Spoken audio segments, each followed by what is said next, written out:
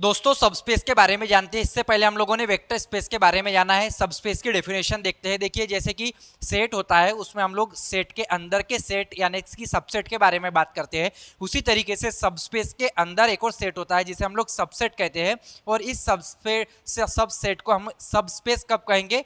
तभी कहेंगे जब ये सबस्पेस वेक्टर स्पेस की सारी प्रॉपर्टीज को सेटिस्फाई करे। वेक्टर स्पेस की 10 प्रॉपर्टीज होती है, एडिशन के साथ 5 प्रॉपर्टी होती है, with respect to addition and with respect to scalar multiplication या फिर आप कहेंगे मल्टीप्लिकेशन के साथ 5 प्रॉपर्टी होती है। टोटल 10 प्रॉपर्टीज होती है वेक्टर स्पेस में। तो उसी तरीके से सबस्पेस के पास भी 10 प्रॉपर्टी होनी चाहिए। इसकी डेफिनेशन क्या कहती है? A non empty subset S of a vector space V is said to be a subspace of V if S is a vector space। S खुद में वेक्टर स्पेस का सबसेट अगर S है तो S खुद में वेक्टर स्पेस होना चाहिए under the same operation and scalar, same operation addition and scalar multiplication.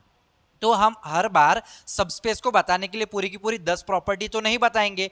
तो अगर कोई एक मान के चलिए एस नाम का सबस्पेस है किसी वेक्टर स्पेस का, तो इसे सबस्पेस बताने के लिए हम लोग 2 स्टेप प्रॉपर्टी का डायरेक्ट उपयोग कर लेंगे। कौन सी 2 प्रॉपर्टी है? पहली प्रॉपर्टी कहती है यदि आपके पास, पहली प्रॉपर्टी कहती है यदि आपके पास कोई 2 एलिमेंट है इस एस सेट में तो उसका एडिशन भी उसी सेट में जाएगा। इसे हम लोग क्लोजर प्रॉपर्टी कहते हैं विथ रिस्पेक्ट टू एडिशन। दूसरी बात हम लोग कहेंगे कि alpha u closure property with respect to scalar multiplication close under the scalar multiplication, यह भी आपका एस में होना चाहिए वेयर अल्फा जो है आपका फील्ड यानी स्केलर है, कांस्टेंट है।